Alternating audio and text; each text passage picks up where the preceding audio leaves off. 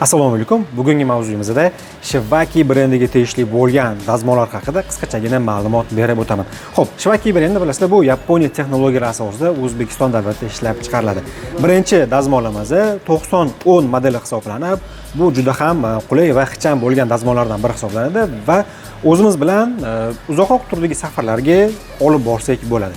Va shu bilan birgalikda aynan bu dazmolimizni og'irligi ham uncha og'ir bo'lmaganligini hisobiga bemalol foydalanish imkoniyati, ya'ni old va orqa tomonga harakatlanish natijasida qo'llarni ortib qo'ymaslik imkoniyatiga ega hisoblanadi. Shu bilan birgalikda aynan bu turdagi dazmollarda avtomatik o'chish va vertikal holatda turganda ham bug' rejimini sifatli yetkazib berish imkoniyatiga ega bo'lgan funksiyalari mavjud.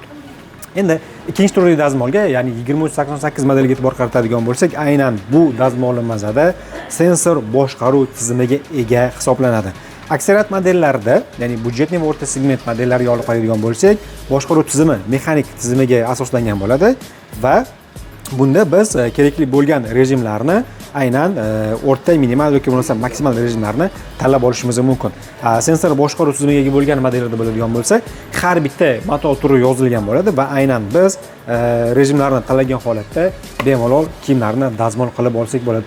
Undan tashqari, aynan bu modelimizda yosh bolalardan himoya vositasi juda ham kuchli hisoblanadi.